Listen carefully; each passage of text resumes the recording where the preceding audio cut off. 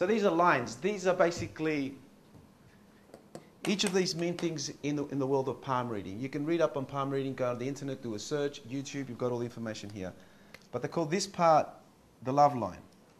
So just for this exercise, I'm just going to, that's the love line.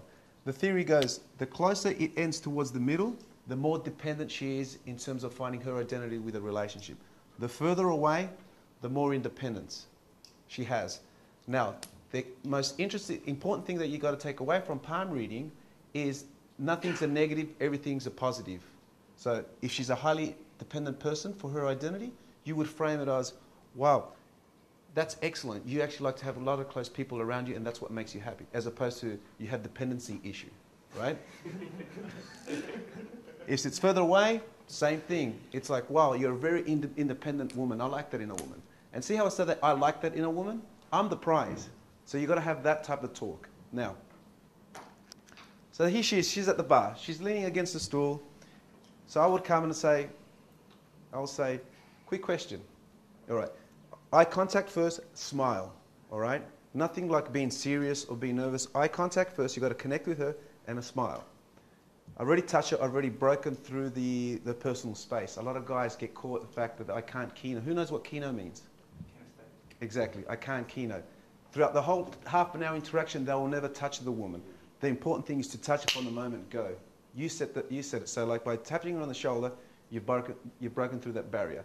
So you lean in, you lean back straight away. All right, why? Because her brain's thinking, oh, here's another guy who's going to be talking to me. He's into my personal space. But I've gone in, I've broken through that barrier, I move back. As I'm moving back subconsciously, what's going through her mind is like, all right, he's going to back off. What's going on here? Normally guys come in and just want to hang out with me. Who's going to bars and guys never touch a girl but always like leaning towards her because they think that something's going to happen if they do that. It doesn't happen, all right? So you lean back. What do you think about guys that can read women's hands? Okay. I don't really know. Yeah, it's an opinion opener. It's like, hey, no, nice dress. No.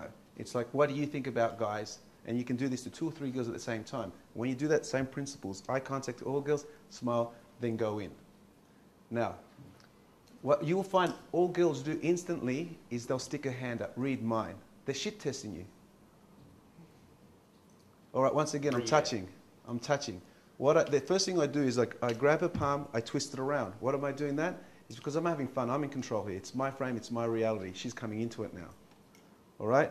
I look at her nails always. I always look at her nails. Why? Because women are quite visual in terms of the way they present themselves to attract us. And a nail will tell you a lot. If she's got like fake, long painted nails, she's perhaps a lot what she likes. She likes the finer things in life. She's elegant. She's perhaps a little bit snobby. She's into fashion. You can just tell that. If she doesn't, she's probably more down to earth. She'll probably be a lot younger as well.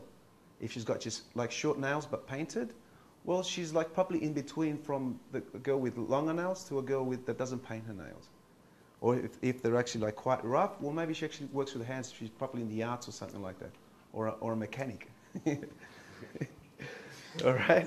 So throughout this interaction, I'm holding her hand. I'm in control here, and girls are curious. Well, what's next? What's going to happen?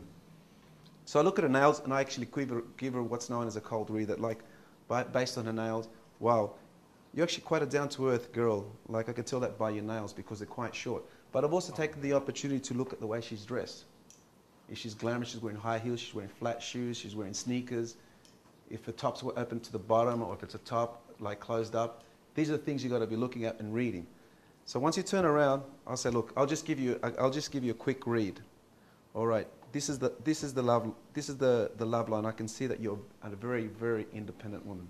How do you know? I just know these things, right?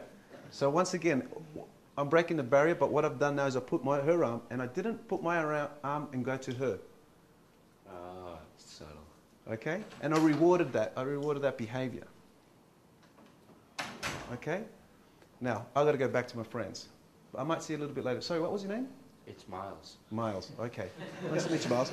But I didn't offer my name also. I didn't offer my name. Oh, by the way, I'm Billy, but I'm bailing out now. She's thinking that in small interaction, I added more value than I took. Most guys go into groups and they take value.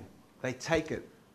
They start asking questions. So what do you guys go? I came in, I gave value, I demonstrated high value. I was actually a lot more intuitive on who she is. Even if I would have got one or two things wrong, I added value to her life. And I actually, like going back to the other framework that Chris was saying, I demonstrate high value, and not by knocking her down, but demonstrating a little bit more than the average guy will actually do.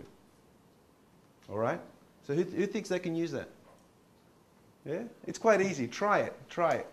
And you know what you could even say? You can even say to them, look, hey, quick question, you know, like, what do you think about guys who can read palms? You show, and as she puts her hand out, you can even say, look, I actually saw this guy who actually taught me this, and I just want to test it. And then you just go into reading, and that's it. And then you ask her, what do you think? And then bail out, eject. Don't stick around like a bad smell. Thank you, Miles. All right, so